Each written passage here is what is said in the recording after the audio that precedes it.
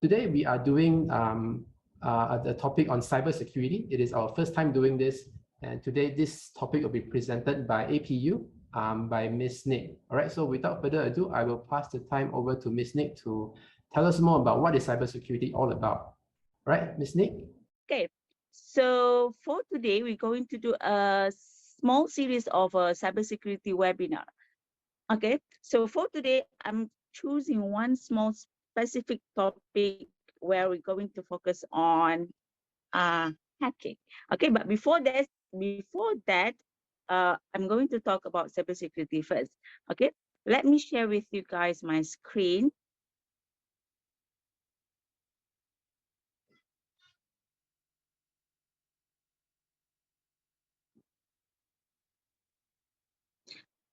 Okay, so thank you so much for giving me this pleasure to do this talk today. Okay, for your information, so my name is Nick Nurul Ain. You guys can call me Miss Nick or Miss Ain, whatever that is in my name. I'm a lecturer in Asia Pacific University. I've been there for almost 5 years. My core modules, the subjects that I teach, most often will be under information security, cyber security related modules. Okay, a bit of background about me. Before joining APU, I'm not. I don't have any experience in doing academic at all, but uh, I have the pleasure to work in real industry. So I bring my industrial experience and bring it to APU and then share it with the rest of my students. Okay, my last employment will be joining the Royal Malaysian Police as one of the investigation officer. Okay, but not doing the investigation. I don't have the authority to do so, but I'm helping them to do the forensic analysis on all digital evidence. So this is from working there. This is where I developed my interest to be a part of the information security research group. Okay, so I do a lot of forensic analysis, a lot of going to the crime scenes, doing all of this rate, but only on commercial crime, only on what is related to digital evidence. Okay, only on things that is related to cyber security. So that's why I think today's webinar series, I have a lot to share with you guys. I don't know, maybe because I have a lot of interest in this area. So it's a very interesting topic. I hope I can share a bit with it with the rest of groups that with us today. Okay, so any questions, you guys can just pop in and ask me questions. Turn on your mic, make it like two-way communication with us, and or you can just text it at the chat area. So once I'm done with the speech, I can look at the chat area and come back to all of your questions. And then what else? Maybe, or we can save it all the Q&A sessions at the end of the after the speech. Okay, so let's start. So the title that I choose specifically for today's webinar series will be on hacking. Okay, hacking, is it necessary? Okay, why we need hacking? Is it the normal way, the traditional ways of people when they heard the terms hacking, it's always related to things that involve a bad perpetrator, things that involve an attacker, things that involve doing bad things or doing something with malicious ambitions in mind. Those kind of things actually relates to the terms hacking, hacker, hack, or whatever it is. Okay, it comes to the same from the same verb hack. Okay, but today we're going to look from the hacking point of view. Is it necessary for cybersecurity area to at least have knowledge into hacking? Why we need hacking nowadays? Okay, so let's start. So the topics that we're looking today will be on what is a cybersecurity, what are the objectives of cybersecurity, a few security terminology, why security is important, and then we're going to start to look at the hacking here.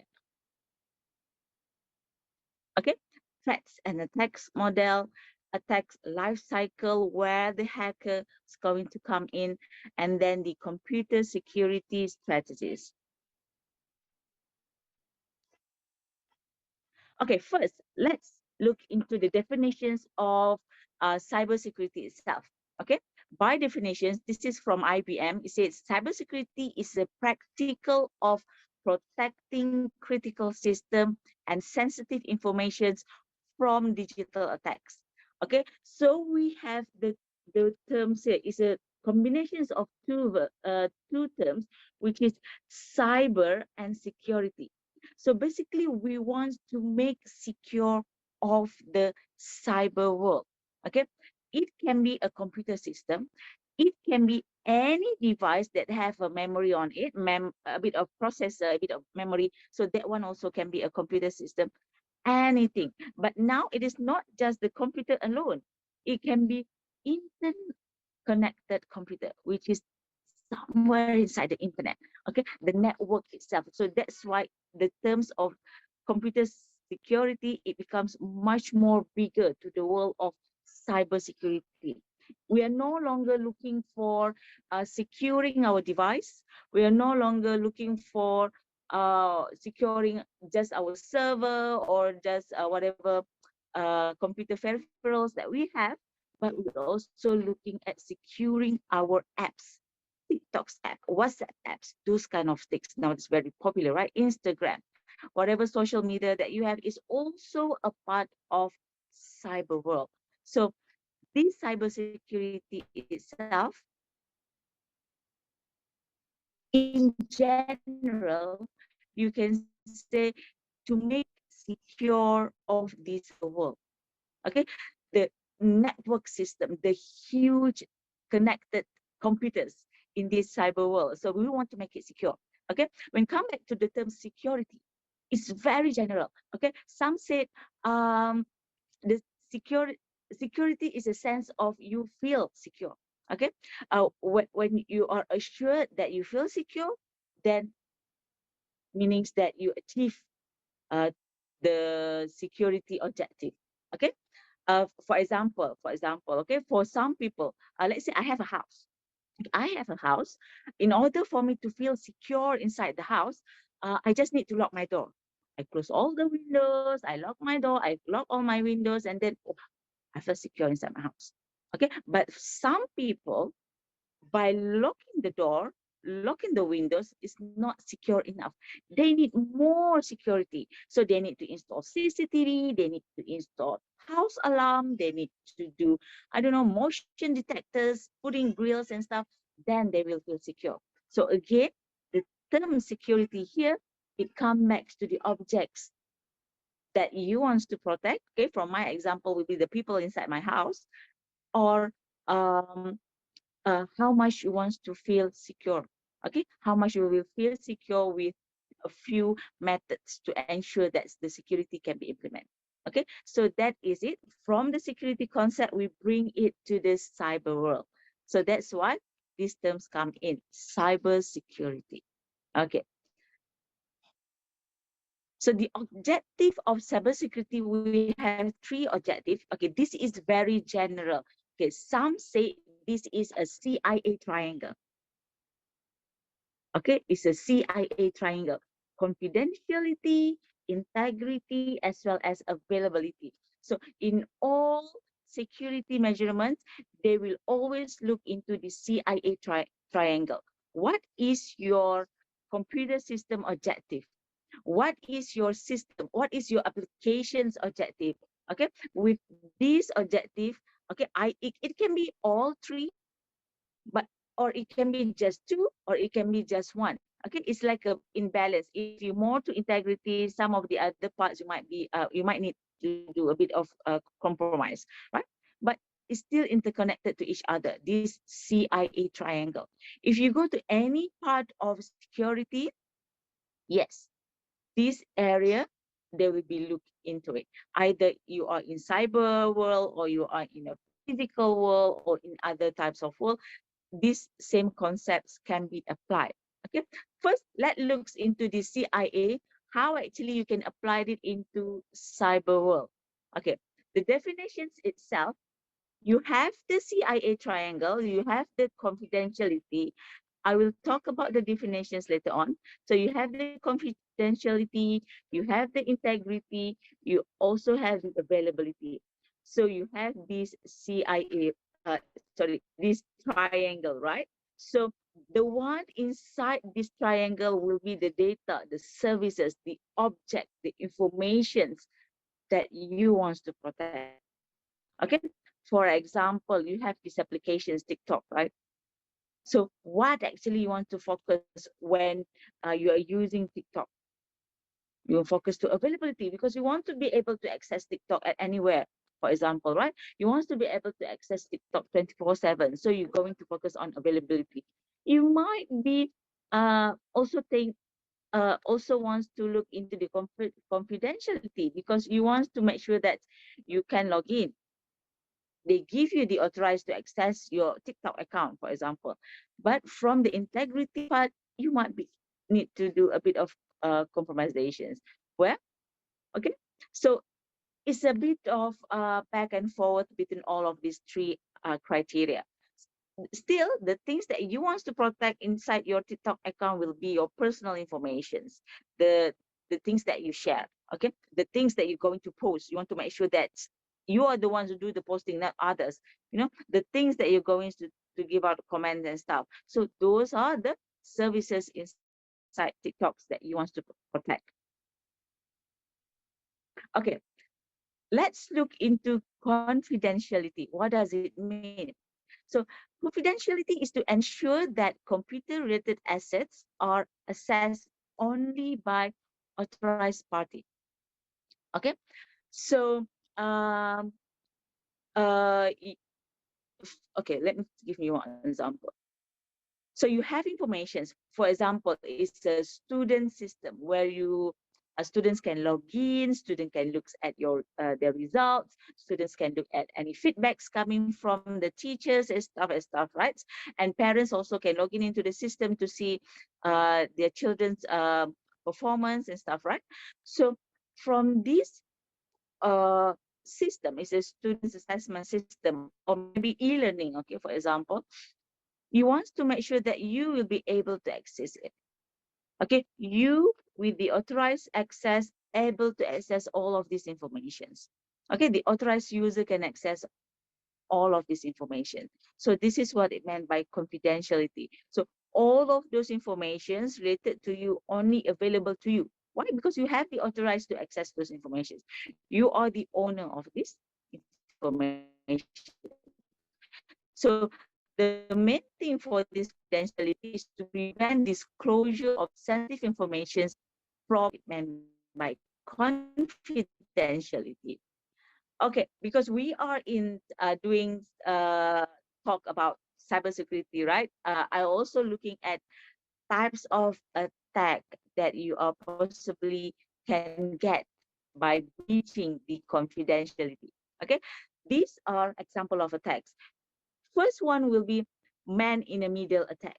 Okay, short form will be MITM. Man in the middle attack, meaning that, for example, here we have Bob, and then here we have Alice, right? So there are two communications between Bob and Alice. Okay, it's supposed to be a secure communication, but suddenly you have this Tom attacking these communications and getting access to that communications. Let's say Bob sending some confidential documents to Alice, and now these documents is actually can be accessed by Tom. Okay, so that is what it meant by man in the middle attack. Of course, this man in the middle attack, it is not is un it can be untraceable and it also unnoticeable by these two sender and recipients. Okay, and second possible attack to breach this confidentiality, it will be unauthorized access. Okay, because the confidentiality focusing on giving authorizations to the authorized user, right? So there are possibly unauthorized access attack can happen. Example of unauthorized access attack. For example, you have your machines turning on, right? So you have your laptop on, and then suddenly, oh, I want to go to the loo. Okay, and then you leave your device turned on. It can be as simple as that. No need any technical knowledge, no need any, um, hiding your tracks, etc., etc. No need that. The attacker can just sit down in front of your device and do whatever things that he or she wants to do. Okay, that can be unauthorized attacks. Or it can be like other example will be simply guessing your password. Passwords nowadays they requires us to do a lot of weird communications of password, right? But it's a bit hard for us to remember. Sometimes people still using the weak password, like password for password, or QWERTY for password, or password 12345. Those um, easy password to crack. So people can just use that thing and then try to access into your account. And not just that, sometimes people like to use their IC number or their birth date as their password. Okay, unfortunately, that is not a good practice, and there's a lot of cases before from my experience where people can just simply guess your username and password. Okay, so that will be example of confidentiality attack. Okay, another way to ensure this confidentiality can be achieved, you've been given out a lot of username and password, right? To log in into TikTok, to log in into Instagram, to log in into your email account, etc., etc., right? The list go on. You give your ID. That is your identifications. How actually you authenticate that this is you, the owner of the ID, is to give your password. So it's the combinations of identifications and authentications to ensure the confidentiality can be achieved. Okay, next. Second criteria in the CIA triangle will be integrity. What does integrity mean? The protections of system informations or process from intentional or accidental modifications from authorized user. Okay, it means that the assets can be modified only by authorized party. We don't want any random general people to edit our profile, right? So it has to be done by the authorized party. Okay, so let me give one example. Yeah, banking system. Okay, for a banking system in a CIA triangle, right? So we have the CIA, C, I, and A. For a banking system, they will more focusing on integrity as well as the confidentiality. The availability may become third. Okay, so this is our CIA triangle. Okay, so for banking system, okay, so why banking system focus on integrity and confidentiality? Okay, first thing, it's a banking system. It's a very crucial, important system that manage all the financial informations, financial transactions of a user, of their customers specifically, right? So they need to focus on the confidentiality because the information, the transactions process is sensitive information, so it cannot be released to the public. From the integrity point of view, from the user point of view, they want to have the feelings that whatever transactions that they see online is actually is a legit transactions. They are the ones who do it, so they can trust the transactions. They can trust whatever process inside the banking system. So this is where the integrity must come in. So when I see my balance in my account, let's say I know I have 1,000, for example, and then I've used it for here and there, and then I know my balance should be somewhere around 600, for example. Okay, then I open up my banking apps, and then I saw, yeah, this is 600, and this is 7-Eleven, and this is Tesco, and this is or whatever it is, and then yeah, from that list I know, yeah, I'm one who do these transactions. The balance of 600 is a true, is a legit information that I can rely on. Okay, because integrity of it in check. Okay. In other words, from my previous practice working before, the terms integrity achieved by doing by custody. Sorry, yeah. Okay, this is my handwriting. So change of custody. Okay, so as a law enforcement, when we go to a crime scene and do raid and stuff, right? So we collect a lot of exhibits. So starting from the, we going to start to note down doing this at what time, and then when I bring it to the forensic, I start to open up the evidence case and process, and I'm going to update my change of custody. But keeping on updating this list of change of custody, it might, have quite a very lengthy list. The courts will know, will have trace, will have audit trail on who actually processed the evidence, what actually happens to the evidence from the crime scene, and then we bring it to the storeroom. Okay, so it have a track. Okay, there will be no gap that the opponent can question about the evidence. So that's why the integrity being recorded seriously.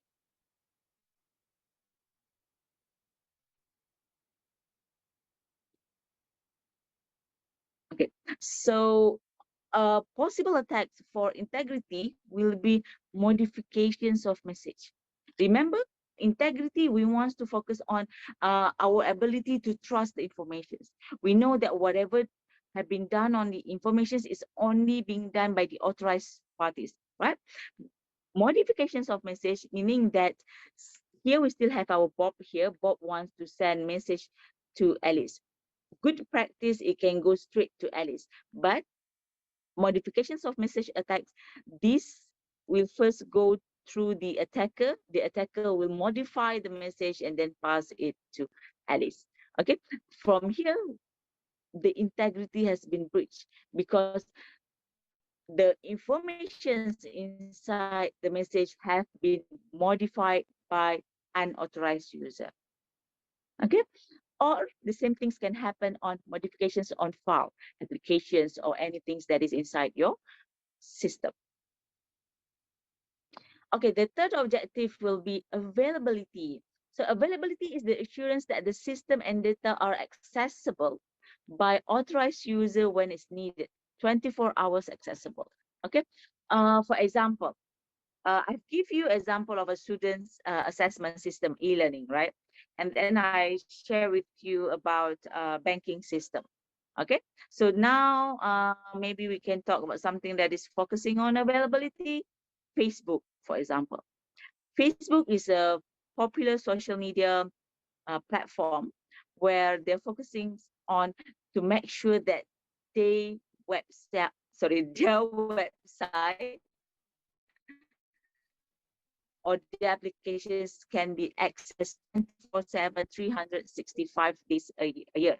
Okay, there's no downtime at all. So they will be putting availability on top of their other objective. So they want to make sure that whenever people want to access Facebook, yes, they can. Whenever people want to use Facebook, yes, they can.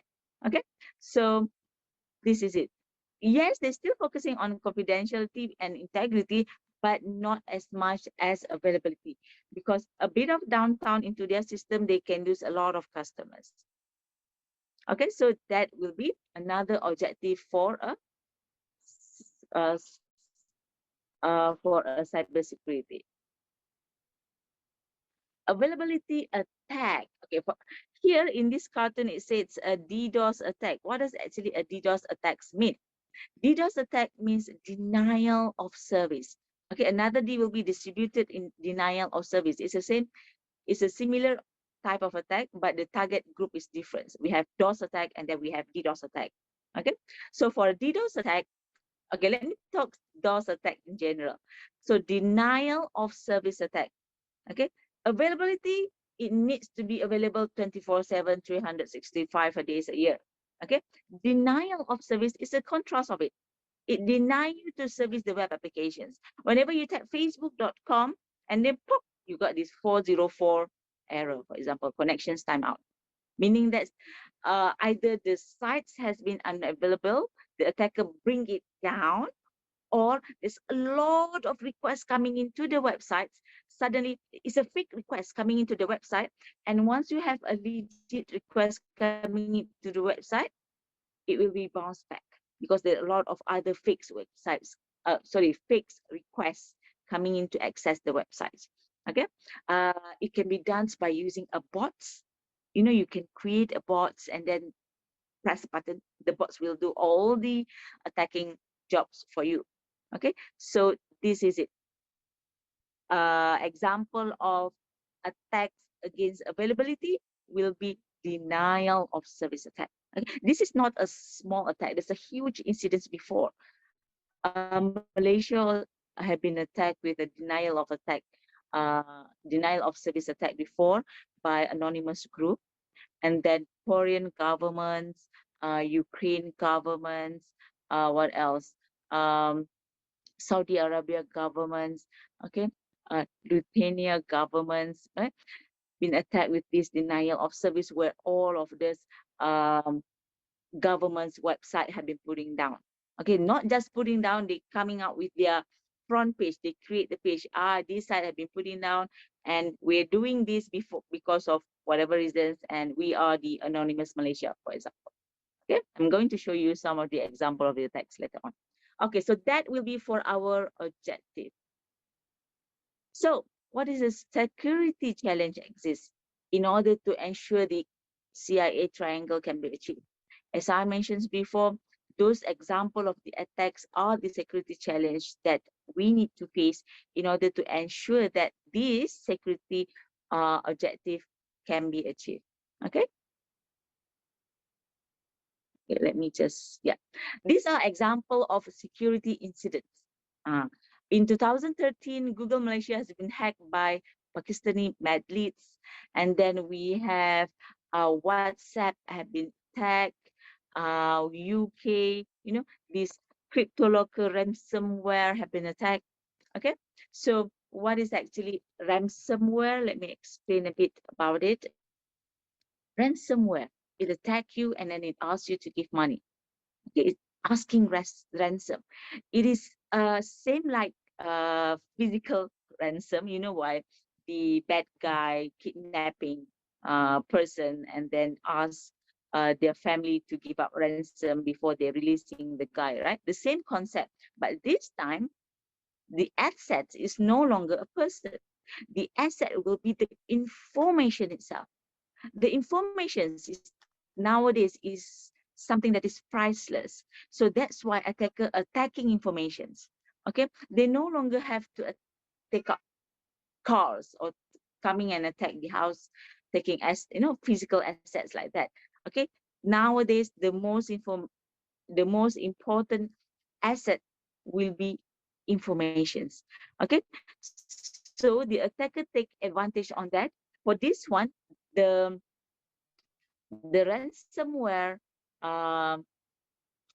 incidents was attacked by Zeus ransomware, okay, or also known as a WannaCry ransomware. Okay, it's a crypto locker where you can't trace who is the sender because they're using a bit of cryptography, where they encrypt all of the connections, encrypt the way the money can be transferred. There's a lot of encryptions going on. Okay, but still they get your informations, they put your system down, they lock all of your informations, and if you want to have access to all of your informations again, you need to pay them. So once you pay them, once you give out the ransom, and then they will unlock the informations for you. But still, are you going to trust the information that has been unlocked to you? Are you sure the information that has been released to you, is it 100% safe? Okay, there might be a ways that they put some bugs into it, or they might taking out those informations and then use it for other purposes, right? Still, you can't 100% trust the informations that you receive. Okay, so this is coming from the ransomware. Can you trace them? No, because they're using a crypto locker currency. They're using a Bitcoin currency. Okay, so it is so far nowadays Bitcoin technology is still untraceable. So the ransomware will also being paid in the form of online transactions using Bitcoins, and then you can't trace the receiver accounts, and it makes it hard for the law enforcement to catch the attacker. Okay. For this one, this cryptolocker ransomware is actually attacking the hospitals in UK. It's called NHS, National Health Security Associations. Okay, where it monitors all the uh, government's hospitals in UK.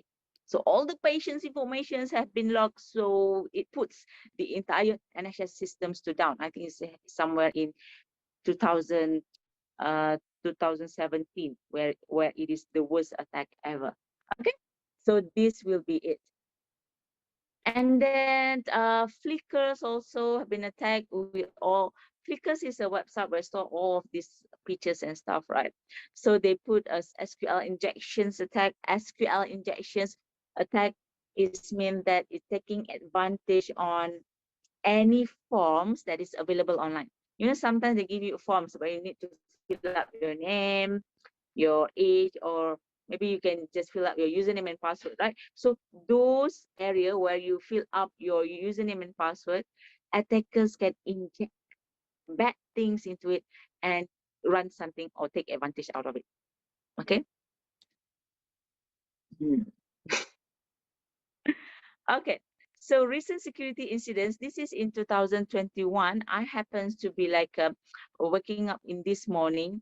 Remember that there's a video actually being released to all, and looking at this video where it start to warning Malaysian's governments regarding this and that, regarding previous incidents, and then how actually give protest to Malaysian government.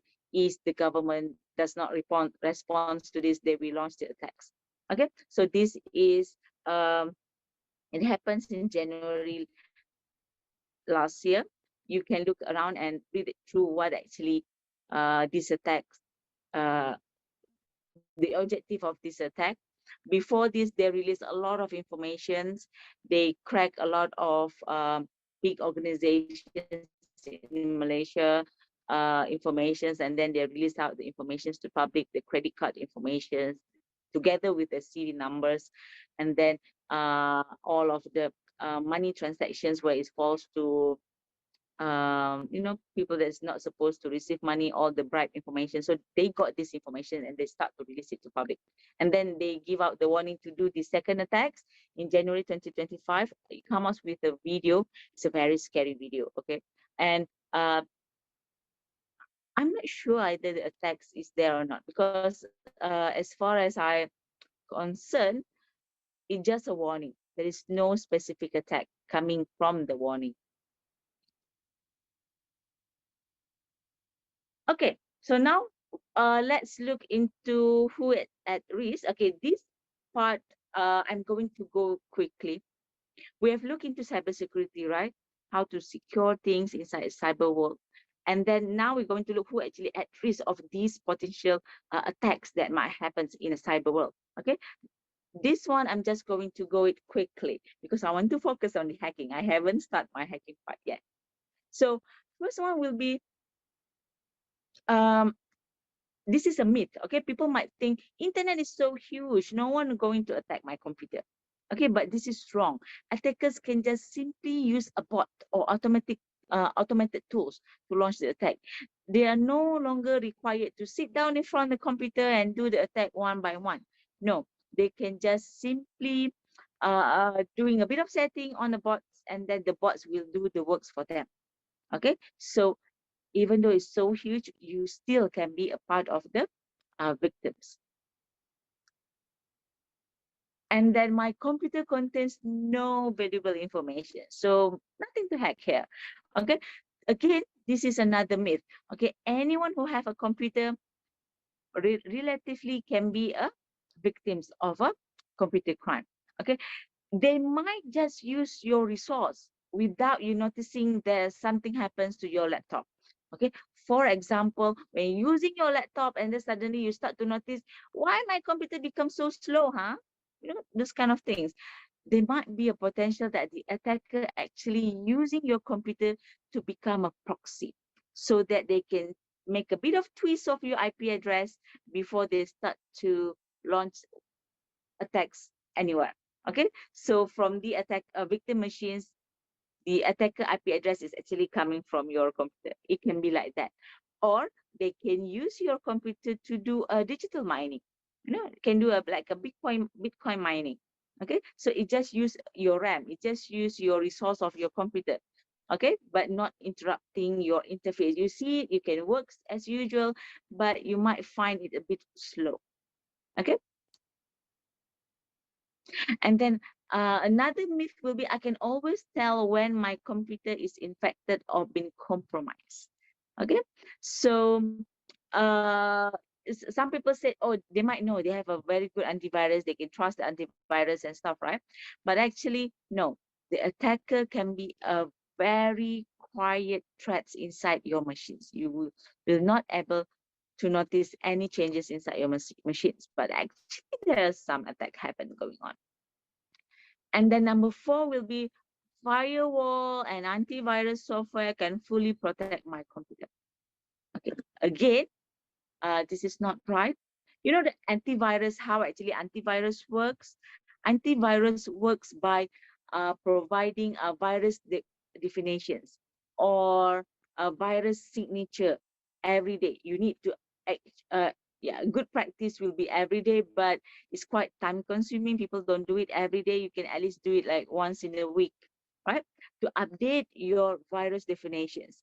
If you have these virus definitions updated into your antivirus software, then your antivirus can detect that virus. If you don't have the definitions, your antivirus won't be able to detect the virus. Okay, remember when I share with you guys about the uh, Zeus virus before, right? This is related to the uh, operating system does not update in a certain file in their Windows patch. So that's why this Zeus banking attack can happen. And then number 5, they said, oh, it's okay. I'm just going to visit some reputable sites that's completely safe. Okay, if you look at this URL, this is actually Google. Okay, we use Google a lot. It's like very common in our life nowadays, right? But still, Google also can be a part of the victim. Google website also can be attacked by bad guys.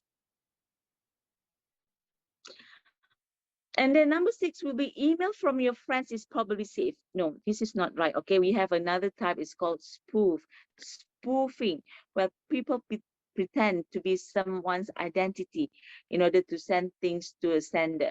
So once the sender receive it, and then the sender can say, oh, it's coming from my friends. It must be legit. So he replied to the email. Okay, this is very easy to do, guys, especially when you are always on your social media, you are always on your Facebook, you are always on your Twitter, on your Instagram, on your TikTok. Okay, WhatsApp is local, so it's a bit hard to do to detect. So this is it. So with this, all of this social media, attackers nowadays they are very good actually. They study a lot. They're very hardworking students actually. So if they want to attack you, for example, they want to attack my account, so they start to browsing into my Facebook account. Oh, so this is Nik Nurul Ain. This is her group of friends. Okay, from this Facebook account, who is the one who always responds towards her post, and who is the one that she always reply towards her friends post, right? So maybe in Facebook you put something like Nik Nurul Ain in a relationship with Saufi, for example, right? So you give up, you telling the public that this is my husband. So the attacker know, oh, Saufi, this is her husband. So they start to sending out email to me, and then they're using Saufi as the name of the sender.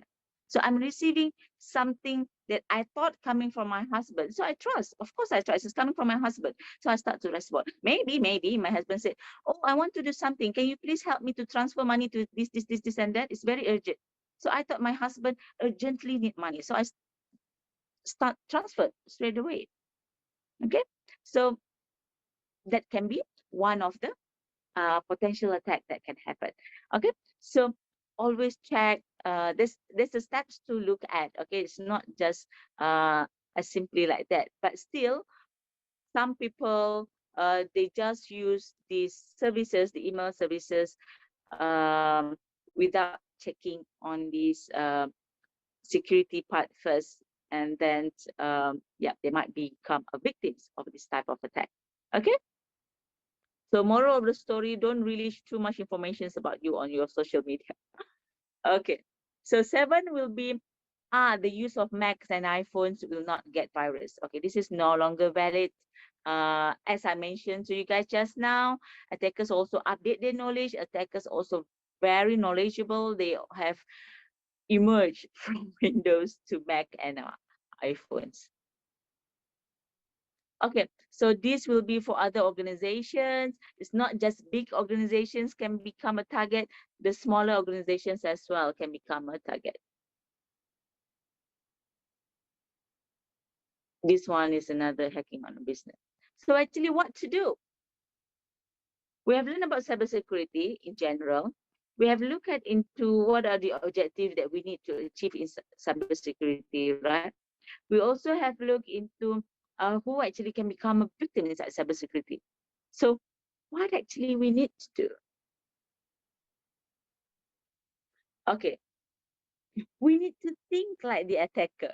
We need to become the attacker.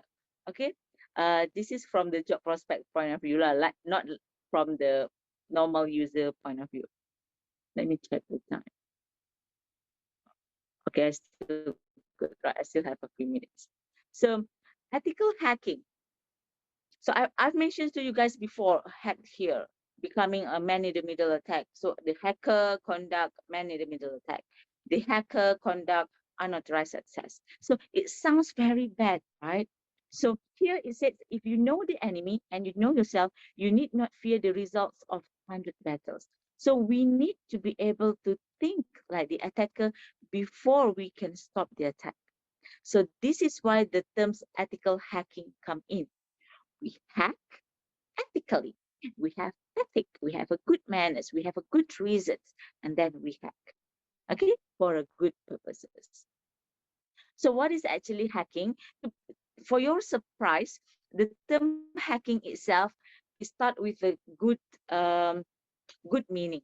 Okay, so from this 1962 in MIT, okay, in MIT, anyone who is a hacker is a person who delights having intimate understanding in internal working system, having very good knowledge of certain things, certain areas, okay, either in networks, in a mobile phones, in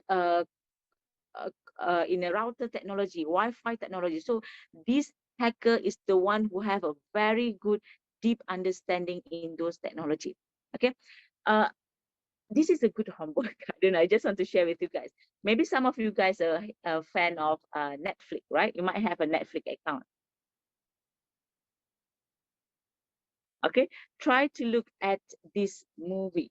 Okay, this movie is actually is talk about these MIT students and how actually they start this railroad club, and then how actually they start with this RFC and then finally become a hacker, and they're very proud to be a part of this group. The movie's name is called, maybe some of you already look at it, The $1 Billion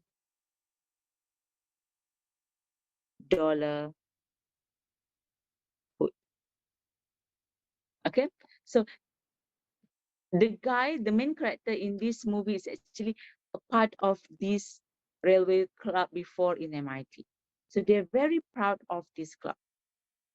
Okay, but in 1980s, the term hacking, this is where the term hackings become a bad term.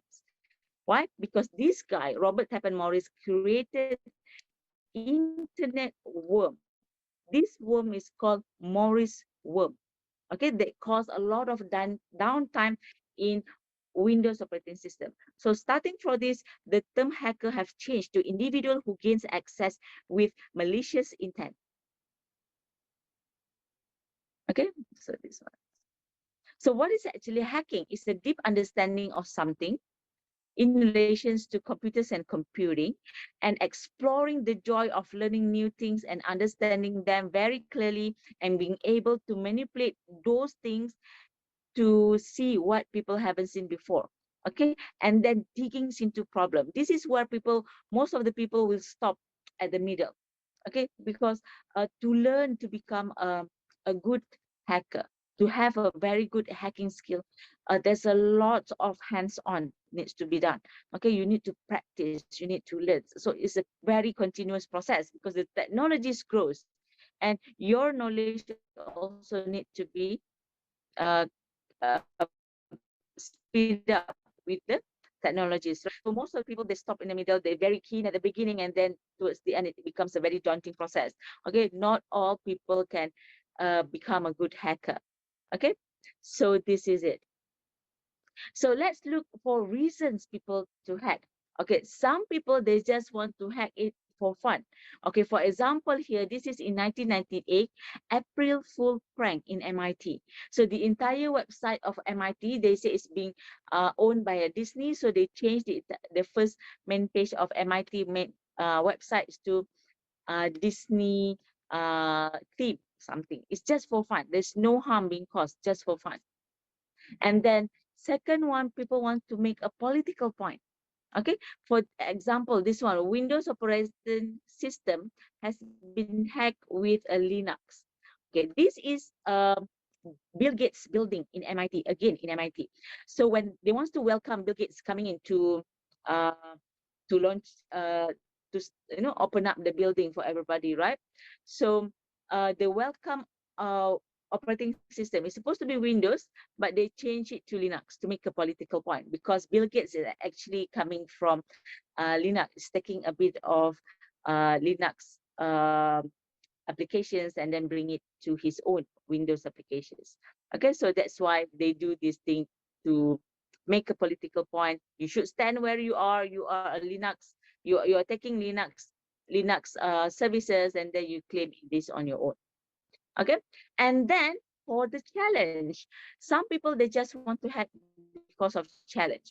Maybe their friends, their peers, say, if you can't crack the lecturer's Wi-Fi, I will buy you lunch, for example. It can be as simple as that. Okay, according to these pictures, is a building where the MIT students turn the lights of this building into a Tetris game. There's no loss being caused, right? There's no harm being caused. They're just doing it for the challenge, so that they can like brag around saying that I did that, I did that. It's very cool. You can play Tetris game not using your mobile phone or your computer. You can play it using a building lights. Okay, so that's it. Okay, or to get there before the bad guys. Okay, you hack into a system, and then you can see, oh, this is the weaknesses, this is the vulnerabilities exist in your system. So you come up with a report, and then you pass to the organizations. I've hacked into your system, and then I found that this this information is released to public, but it's not supposed to be done, right? So you get all of the list, meaning that you attack it first before the bad guy. You're not the bad guy, you're the good guy. You are the one who hack ethically. Okay. In other terms, for these reasons, okay, we'll be doing a pen testing. Pen testing, right? You test first, test the security of that system, and then you come up with a report, and then you pass the organization so that the organizations can straighten up the security. Okay, these are some of the latest news on hacking. I think I can skip this one. Okay, so ethical hacking again is focused on hacking tools, tricks, and techniques to identify weaknesses so that to ensure the system security. It's like they simulating the attack before the real attack happened. So sometimes organizations they will hire a hacker to do ethical hacking or to do a pen testing on their organization just to make sure that they are prepared enough towards the real attack. Okay, so these are example of hacking. We have a black hat, which is we call it um, most of the time will be doing things for malicious and destructive activities, okay, for bad purposes. And then we have a white hat hacker, which is they're doing it for a good purposes. And then gray hats, somewhere in between black and white. And then script kiddies. Script kiddies can be as students start to learn new tools, and then they try once to play around.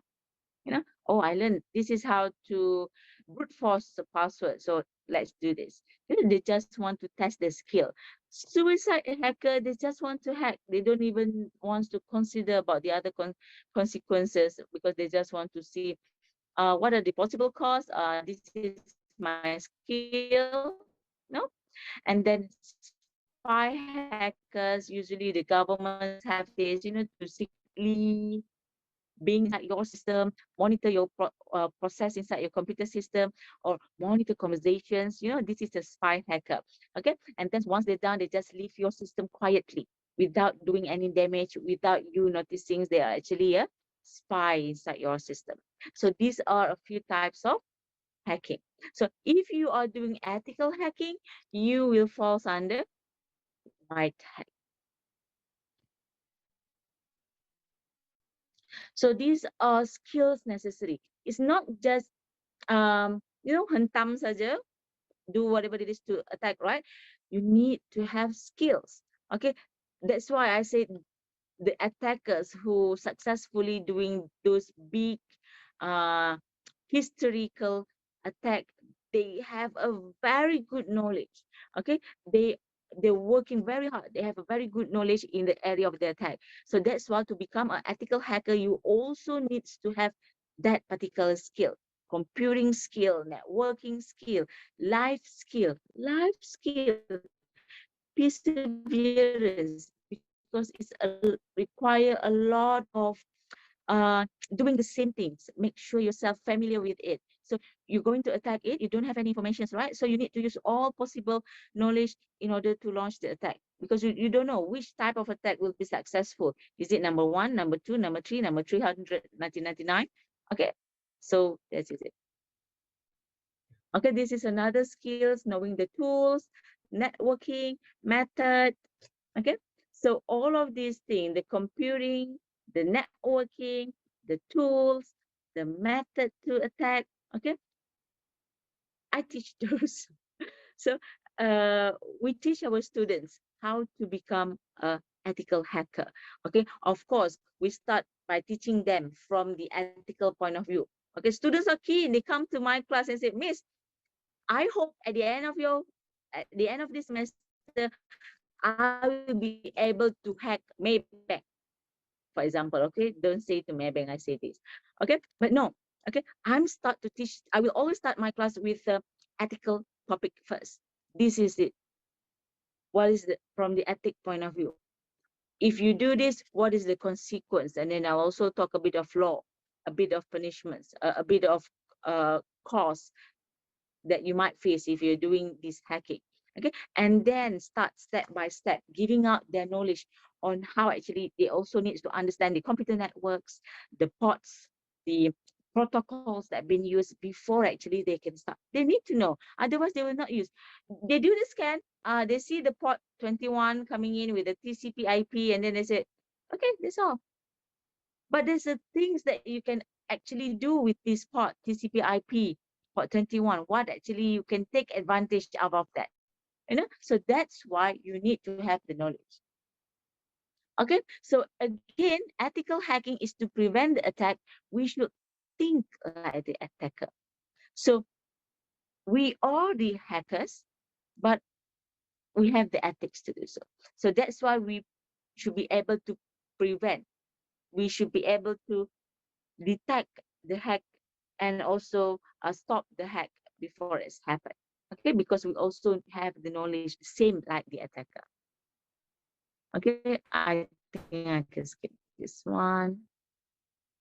Okay, so I think that's all for my today's lecture. We have been looking into cybersecurity in general, the objective is cybersecurity, what are the possible victims in cybersecurity, and then we look into ethical hackings in general as well. Okay, so out of this, where actually we can fit in? The map of cybersecurity domains is very huge. Okay, so if you are interested to become part of hacking team, you can come to the risk management domain, where maybe you can do pen testing. With the hacking knowledge, you can do a test. Okay, you can become a ethical hacker. You can become the one, you can become a pen tester, the one who do the test. Or you can come to the security operations domain, where you can look upon of your organization security from the mind of attacker. Okay, so you have all of this. You can do vulnerability management. You can check for the weaknesses and how actually you can uh, remove the weaknesses from your organizations. Or you can be like me. You can become into education's level where you can train a lot of potential ethical hacker in future. Okay, so I think that's all from me. Thank you so much. I will pass back the floor to speaker. Colin, is it? Yeah. Yeah, thanks, Ms. Nick. So students, if you have any questions, I think we have time for 2 or 3 questions. Do put them in the chat box, all right? Or you can raise your hand and on your mic to ask your questions as well. Okay. Yeah, so a few questions from my side, right, Ms. Nick? I think earlier you showed us the CIA triangle. Yeah. So we have confidentiality, integrity, and availability. Yes. So is it possible, for like a system to achieve, all these 3 things? Yes. Again, it depends on the type of the system that you are having. Okay. I think the ones that achieve all, it will be for a crucial system. For example, like a flight system. Airplane, they also have these systems inside it, right? So they have to make sure there's all of these 3 criteria being put at the same level. Okay, all of this is very important for a airplane system, because this is a system, it's a fatal system, so they need to ensure that all of the 3 components need to be achieved. Okay, not like the banking system, they can just focus on 2. For the Facebook system, they can just focus on 1. Okay, but when it comes to airplane, you bring life to the air, right? So that's why all of these 3 components need to be put equally the same important. Okay. Yep, definitely. Thanks. Yeah, also just want to add to your point on the penetration testing, right? Yeah, so to students, even though you will be able to learn, all this hacking stuff in your university, do remember that you need to get, someone's consent before you actually try out, attacking someone else. Otherwise, it's there are a lot of legal issues will come into play. Yes, yeah. Yeah, because usually. Yeah, I forgot to highlight on that. Ethical hacking. Yeah. So you can go on. Yeah. So because like most systems, for example, like Facebook.com, we call it like, a production level environment whereby it goes live. So usually if they want to run tests or any cybersecurity check or penetration test, they will have another level where we call staging or testing platform, where it's reserved for all these kind of testing purposes. Yeah, so that's just for you guys to know, and just be very, very careful when you're doing all these kind of tests. Yeah. But penetration tests, I know it's getting more and more popular nowadays. A lot of companies are jumping into it. Even audit companies like Ernst & Young, they do have a division doing all these kind of things. So it is something that definitely demand is driving up because security is getting more and more important. So it's a field whereby you guys want to look into. So my questions to Ms. Nick is that, any computer science bachelor students can go into cybersecurity or ethical hacking, or is there like, do they need to take a master's or something more specific to do this? Okay, this is from my experience with APU, right? We start to introduce students on cybersecurity on their level 1. Okay, so they have a bit of surface information about cybersecurity in general, about digital forensics, about cybersecurity in general. But when it comes to level 2, this is where we go to a specific topics. So ethical hacking, we'll be teaching on level 2. Incident response will be on level 2. So we start to go to a smaller topics where we start to give a bit of focus to the students. For the other subjects like ethical hacking advanced or pen testing, that one will be for level 3 for advanced students. Okay. So this module, if you are cybersecurity students, information students, digital forensics, okay, it's offered to you as you go finish up. Also take this course as a part of your elective course. Okay. But yeah, that is what being offered by APU. If you are electrical students, if you are IT for business students, you can also take this hacking course if you want to, but it is a part of your elective course. Maybe you can choose it towards of your level 3 semester 1, if I'm not mistaken. So you want to learn it. Okay. We receive a questions, right, from one of the viewer here, said, how about coding? Yes, coding. Ethical hacking is not just using a tool. You also need to know a bit, a bit of hands-on things, a bit of how to use Linux commands to do all of this code. Or even you can code your own bots. You can code your own payloads in order to launch the attack. Okay, coding will be for programming specifically. Students will start to learn this on level 2. Okay, seriously on coding, on programming will be on level 2. Yeah. Of course, a big part of hacking is that you need to understand code, understand, the entire architecture of the system. But a part of hacking also involves a lot of, social engineering, where Ms. Nick mentioned earlier. There's a lot of like reconnaissance. You need to check out, let's say I want to hack this office. So you go in, you try to pinpoint, okay, which guy is the manager? How do I get the password or whatever from him? Yeah. It's quite fun. People from audit companies do that, but of course, there's a lot of consent discussion on them to talk first. So like, you can attack me, but you cannot destroy my system, things like that. Yes. Yeah. And you cannot reveal the information that you get from that organizations to other organizations. So to become a pen tester, before you actually do the works, there's a lot of consents, a lot of documentations need to be signed off, a lot of documentations need to be prepared before actually you can do the fun things. Yes, but it is a very lucrative business. Yeah. All right. Students, do you have any other questions before I pass the time to Colin? Okay, I think I'll pass the time to Colin. He will tell you a bit more about APU, what are the entry requirements and scholarship requirements as well. And if you have any questions, do drop it in the chat box and we'll answer them after his session. Okay, Colin, please go ahead. All right, thank you, Leon. All right. Just going to share my screen. Sure. For those students who are here, just spend another 5 minutes with me. I just want to share some information of APU to all of you. Yeah. Remember to raise your mic. Yep. Okay, so we okay, right? Yep. Okay, just to share some of the information of our university. Maybe some of you already visit to our campus before, or you have already know where is APU located. Basically, APU we belongs to EPIT Education Group, and we have our university is APU, and also we have our college which is EPIT, and we have also overseas campus as well as our language center, which all belongs to our EPIT Education Group. Yeah. And why APU? And also we want to talk about some of the feeders of APU. Basically, APU, we are 5-star Setara excellent rating by the Ministry of Higher Education. And then secondly, APU, we are the first Malaysian university to achieve an overall rating of 5-star plus by QS Star Rating Award, which is last year, end of November, right? And of course, APU, we are also Malaysia Premier Digital Tech University, which is awarded by Malaysia Digital Economic Corporation, which we so-called MDET.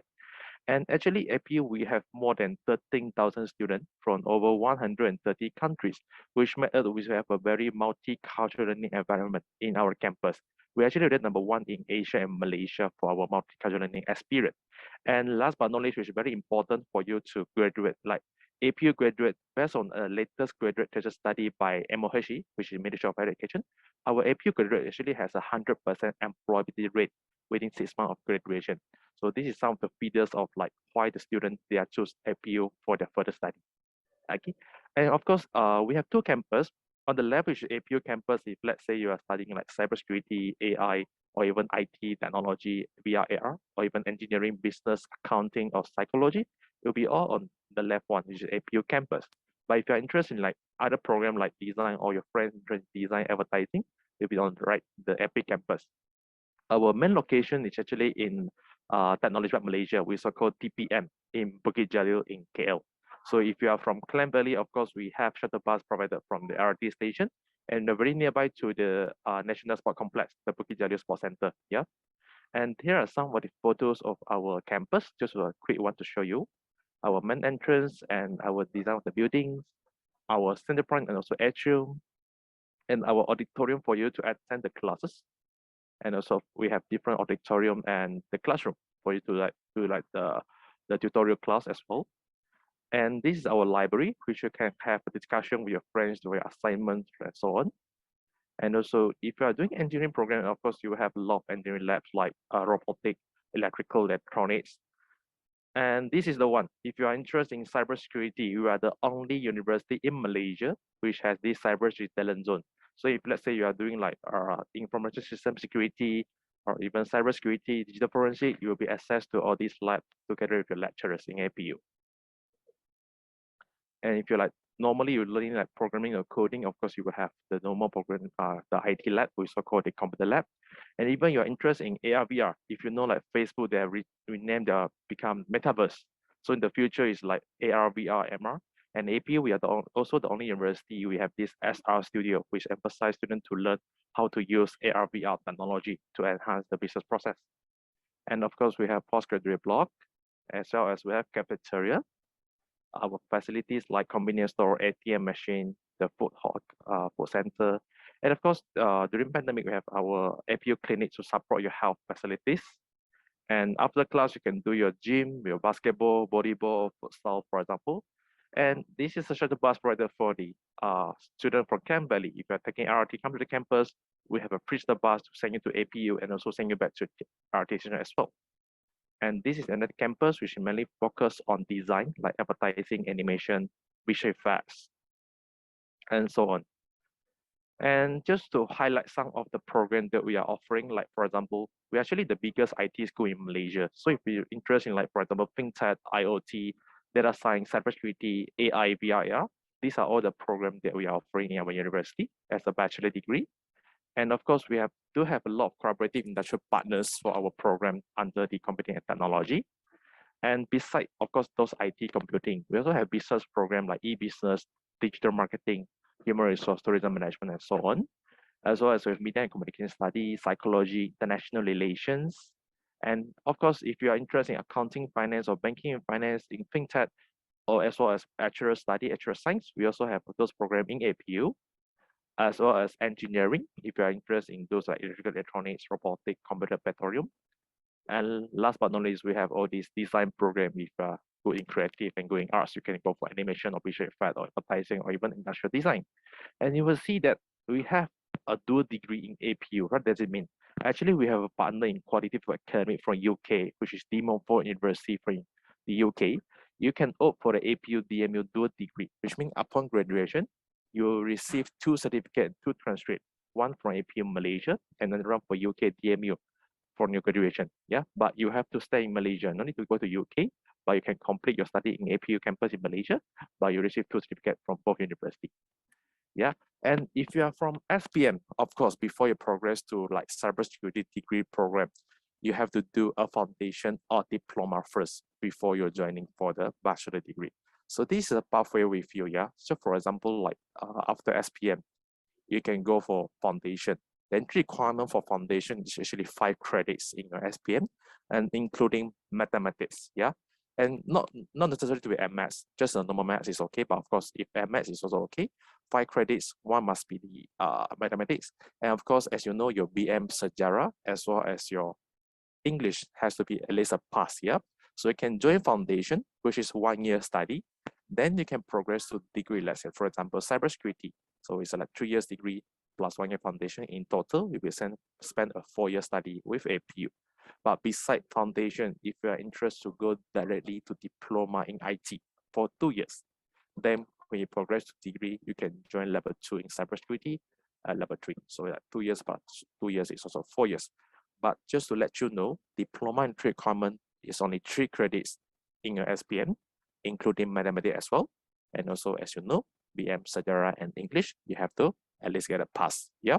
So there's a pathway for you if you're after SPM. You can join foundation or diploma before you progress to the bachelor degree, let's say in cybersecurity. So in total, you'll be spent for 4 years study. But just to let you know, if you are coming from like STPM, A levels, or UEC, you can join directly with the degree without foundation or diploma if you meet the entry requirement. Yeah. As next thing is interesting for the scholarships. Of course, APU, we do offer scholarships for students. If let's say you're from SPM and you can see that has 4 to 5 A's, you can get 10% discount on your fees, 6A 20%, 7A's 30%, 8A's 40%, as well as 9A's 50%. If you have 10A plus, you get full tuition fee waiver, but this is to be required. But if let's say you have A plus, you have A, as well as you have A minus, those AS below, like 4A minus, you can get 10% discount. Even you have 8A plus, 1A minus, you consider as 9A. So it's like 50% discount. Bear in mind, this scholarship is not only for 1 semester or 1 year, it's actually for your entire study with APU, let's say to 4 years or even 5 years. So just to let you know that every year, you have to maintain the CGPA. Let's say, for example, 10% discount, you just need to maintain CGPA 2.5 at the end of each academic year. So the following year, you can get the 10% discount again. Let's say you have 8 A's, 40%, of course, you need to maintain higher GPA, which is 3.0. So at the end of the year, you get 3.0, second year, the following year, you can continue with the 40% discount. Yeah. So this is scholarship. Of course, we have like STPM for UEC, for IGCSE as well. We have A levels as well. We have different scholarship for you to apply. And just to let you know, if you are from Clemberley, if I want to take the LRT station, LRT to come to the campus, we have a shuttle bus from the LRT station Bukit Jalil to send you to the campus with free service. And also once you finish the class, we send you back to the LRT station as well. And just to share with you, last but not least, the intake calendar. If you are waiting for SPM results and you are planning to join foundation, or if you're planning to join diploma in IT, for example, our upcoming intake is on 28th June, and also we have 20th July, as well as 20th September intake for you to choose.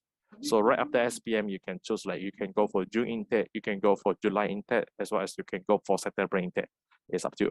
But bear in mind, scholarship is based on first come, first serve basic. So if let's say, once you get your SPM result, you want to apply with APU, apply as soon as possible. You can get your scholarship secured and join either intake you want to join. Yeah. But if let's say you are looking at degree program directly, our degree program intake is on June, September, and November on the right-hand side. Yeah? That's all for some quick introduction of APU. So we welcome you to study with us with APU in DPM in Bukit Jalil. Any question you want to ask, you can feel free to put in the chat box. Yeah, I'm going to stop my shares. Yep. Okay, there's a student that's asking me, right, whether it's a good idea to study IT if they have no prior knowledge at all and they are not taking computer science in SPM. Okay, all right, so to this student, right, it is okay, as long, as the minimum requirement is that you need to have a credit in mathematics at the very least. All right, so I would say there is a lot of classes and materials out there that you can try out online to have an idea on what coding actually is. So I think that's all for today. Once again, thank you everyone for joining us, especially on a Saturday. We want to thank APU as well, Miss Nick and Colin, for spending your time with us. We hope that everyone has learned something new today.